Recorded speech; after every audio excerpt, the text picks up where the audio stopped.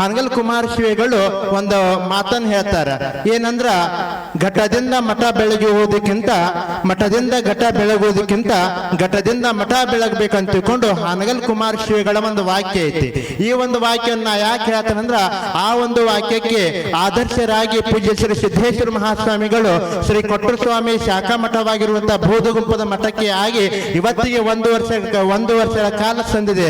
ಅದಕ್ಕೆ ಆ ಒಂದು ಬೂದಗುಂಪದ ಮಠಕ್ಕೆ ಆಗಿ ಹಳ್ಳಿಗೆ ಏಕರಾತ್ರಿ ಪಟ್ಟಣಕ್ಕೆ ಪಂಚರಾತ್ರಿ ಎನ್ನುವ ಒಂದು ಮಾತಿಗೆ ಆದರ್ಶಪ್ರಾಯರಾಗಿ ಗಂಗಾವತಿಯ ಭಾಗದಲ್ಲಿ 25 ಹಳ್ಳಿಗಳಿಗೆ ಹೋಗಿ ಧರ್ಮ ಪ್ರಚಾರವನ್ನ ಮಾಡಿ ಇವತ್ತಿಗೆ ಫೆಬ್ರವರಿ 15ನೇ ತಾರೀಕಿಗೆ ಪರಮ ಪೂಜ್ಯರಾಗಿರುವಂತಹ ಶ್ರೀಮನಿಪುರ ಸಿದ್ಧಲಿಂಗ ತಾತನವರ ಒಂದು ಕರಕಮಲದಿಂದ ಅವರ ಒಂದು ಹಸ್ತದಿಂದ ಅನುಗ್ರಹ ಮತ್ತು ಅಧಿಕಾರವನ್ನ ಪಡೆದು ಇವತ್ತಿನ ದಿನ ಸಿದ್ದೇಶ್ವರ ಮಹಾಸ್ವಾಮಿಗಳಿಗೆ 1 ವರ್ಷಗಳ ಕಾಲ ಸಂದಿದೆ. ಇವತ್ತಿಗೆ 1 ವರ್ಷ ಆಗೈತಿ ಸಮಾಜಾಧ್ಯಕ್ಷೆಯನ್ನು ಪಡೆದುಕೊಂಡು.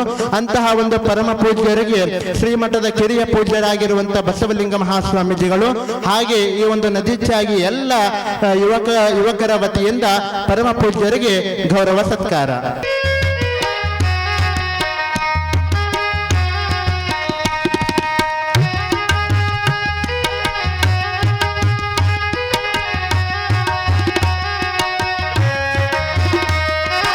ನಮ್ಮವ್ವ ಮಾಡ್ತಾಳ ಬಿಜಾಪುರದ ಬಿಳಿಜಾಳ ರೊಟ್ಟಿ, ಅದ ತಿಂದ ಆಗ್ಯಾನ ನಮ್ಮಪ್ಪ ಜಗದ ಗಟ್ಟಿ.